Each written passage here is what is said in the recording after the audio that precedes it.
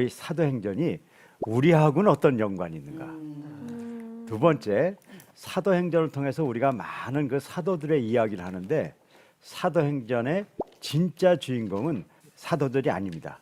진짜 주인공은 성령님이죠. 그래서 우리가 사도행전을 성령 행전이라고도 부릅니다. 사도행전의 저자는 마태, 마가, 누가복음이 있는데요. 그 누가가 사도행전의 저자라고 이야기합니다. 이 누가의 그 기록을 통해서 복음이 그 이스라엘 땅에서부터 로마까지 이렇게 펼치게 되는데 그 역사를 보여주고 있죠. 그런데 이 역사에 일어난 모든 일을 보면 성령님이 하셨다는 거예요. 바울은 A라는 어떤 목표를 갖고 하려고 그러는데 성령님이 안 돼. B루가 그래서 우리가 지금 예수 믿게 되는 것이에요. 그래서 우리가 사도행전을 보면서 중요한 것은 성령님이 무엇을 하셨는가를 보는 것이 중요하죠. 사도행전은 그게 두 가지로 나눠져 있어요.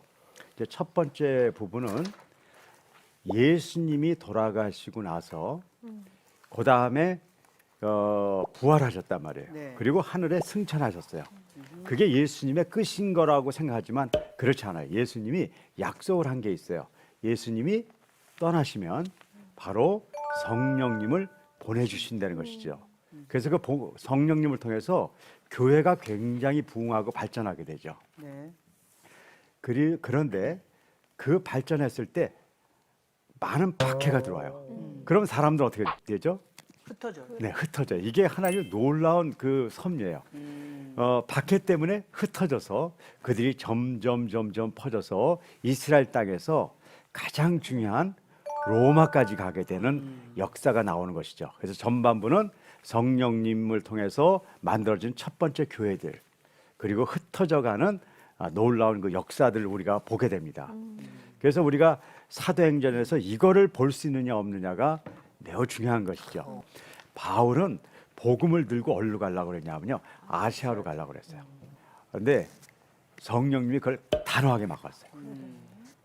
여기 뭐냐면 이렇게 얘기해요.